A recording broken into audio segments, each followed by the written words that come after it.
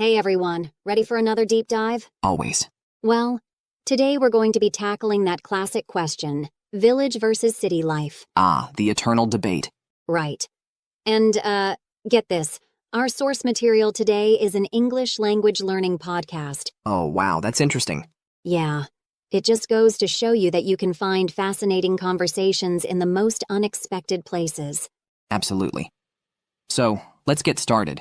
What are these language learners saying about village versus city life? Well, they jump right into comparing the pros and cons. Pros and cons. Yeah, for those of you who are, brushing up on your English, that just means advantages and disadvantages. Always good to have a little vocabulary lesson sprinkled in. Exactly. So, which did they start with, village life or city life? Village life. And, they highlight that peacefulness and being close to nature are really big draws. Makes sense. Yeah. They even said, in the village, people are more friendly and helpful, but the facilities are not as advanced as in the city. Interesting. So, they're acknowledging that trade-off right away. Yeah. It's like this romantic ideal, Yeah. slower pace of life, fresh air, that close-knit community. Right, like a simpler life. Exactly. But then they bring up the reality of limited facilities, which is a perfect transition to talking about city life. Okay, so what do they have to say about cities? Opportunity. Ah, yes. The city as a hub of opportunity. Right. It makes you think about all those historical migration patterns, Oh, absolutely. People have been moving to cities for centuries. Drawn by education, specialized jobs, even just the excitement and the buzz of a city. Right. It's that concentration of resources, fostering innovation and economic growth. Yeah, you could almost say that cities are like engines of progress. In many ways, they are. But of course, the speakers didn't shy away from the downsides of city life either. Right? Cities aren't all sunshine and roses. Exactly. They mention crowd, pollution. The classic city woes. Yeah, and it really highlights that tension, right?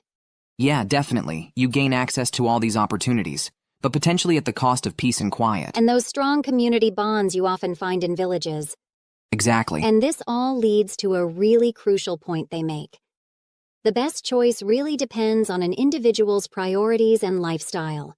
I like that. Individuals' priorities and lifestyle. It really gets you thinking, what matters most to you? Yeah. What kind of environment allows you to thrive? It's different for everyone. Absolutely. And I thought it was interesting how they gave those contrasting examples. Oh yeah, what were those? Like someone who wants a simple, quiet life might thrive in a village.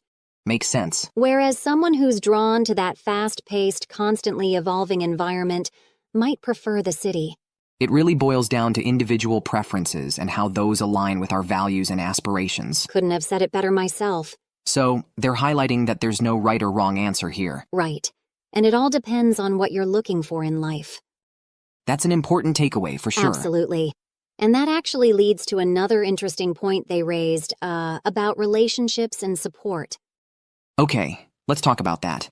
What do they say about relationships and support in villages versus cities? Well, they talked about how people in villages tend to have those stronger community ties. Right? That sense of community? Yeah, supporting each other through thick and thin, knowing your neighbors. They're like an extended the family? Exactly. But then they contrasted that with city dwellers, who are often seen as more independent and less self-reliant. It makes you wonder, is that a trade-off or a different kind of strength? That's a great question. Yeah, it is. Cities can foster this amazing self-sufficiency, right?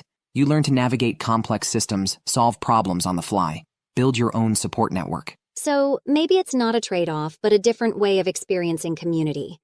Yeah, I think that's a good way to put it. Different, but no less vital. Exactly. This is fascinating stuff. So it sounds like this English language learning podcast ended up being a pretty insightful exploration of village versus city life. It really did. And we're just getting started. Can't wait to see where this deep dive takes us next. Me too. So it's not just about geography then, but also about mindset. Right. We approach those relationships. Absolutely. It's like this idea of balance keeps coming up.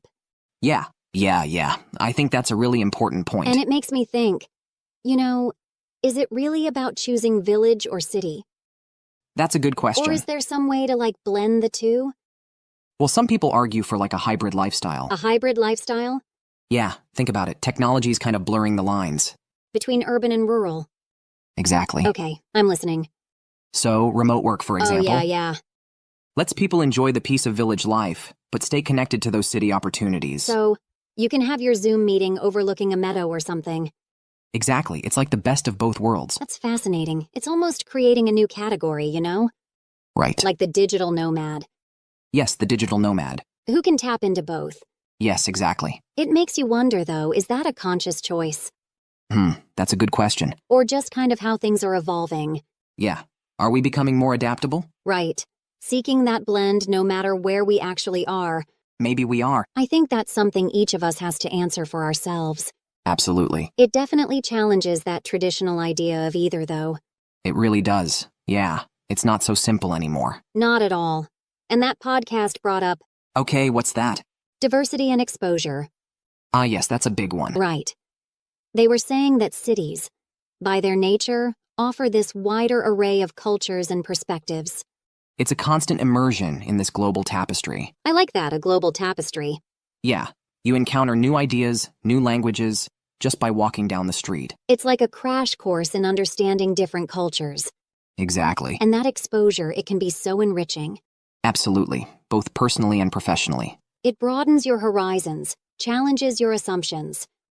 It helps you develop a more nuanced worldview. But we can't forget, right, that villages have their own unique traditions and ways of life, too. That's a great point. Diversity isn't just about different ethnicities or nationalities. It's also different ways of thinking, different values, different approaches to life. And maybe the value of experiencing both village and city life is in appreciating those different approaches. Absolutely. Recognizing there's no one right way to live. I love that. The speakers even suggested, if possible, experiencing both at some point. What a great idea. Right. It lets you see the world through these different lenses, understand the complexities, the nuances, Absolutely. that shape our experiences. It's about embracing that richness and variety of human existence, Yeah. acknowledging that there are multiple paths to fulfillment. Which brings us back to that idea of balance, right? It always comes back to balance, Not just between village and city. but between our inner desires and those external forces that shape our choices. Because at the end of the day, choosing where and how to live is deeply personal. It is. There's no right or wrong answer. And maybe that's where the real challenge lies. What do you mean? It's not just about choosing a location, Right. but crafting a whole life. Crafting a life that aligns with our values, aspirations, our own sense of purpose. Yeah, exactly. Yeah, it's like we're being challenged to design our own lives. Oh, I like that. Really think about what we want and make choices that fit. It makes me wonder, are we even looking at this the right way? What do you mean? This whole village or city thing. Yeah. Is it really about picking one or the other? Or is there like a third option? Maybe it's about recognizing what's good about both. Okay. And then finding ways to bring those together. So, even if you live in a city, you can still Yeah, prioritize those close relationships. exactly. Build a sense of community. Right. And someone in a village could still seek out those opportunities. Travel, online learning, connecting with people from different backgrounds. It really opens up a lot of possibility. It does. It's not so black and white. This has been such an interesting deep dive. I know, right? We started with a simple English lesson and ended up talking about some pretty big ideas. About human nature, finding a fulfilling life, how we relate to the places we live. It's amazing how these conversations can lead to such deep reflection. It really is. It's like language itself is a tool for exploring these deeper truths. What really stood out to you from all this? I think for me, it's that reminder that wisdom can come from anywhere. Yeah, Even a podcast meant for English learners. right. Can spark this whole conversation about the complexities of human experience. It's a reminder to always be curious, always be open to new perspectives. So whether you're a city person, a village person, or somewhere in between, I hope this deep dive gave you some things to think about. I hope so too. Maybe it's given you a new appreciation for both village and city life. Or maybe it's made you think about how you can create that sense of balance wherever you are. Balance is key. It's not just about where we live, but how Right. we live. About the connections we make, the experiences we have, the values we hold on to. And that's a journey worth exploring. Absolutely. Well, thanks for joining us on this deep dive. I think it was fun. Until next time, keep exploring, keep learning, and keep asking those big questions. Bye-bye.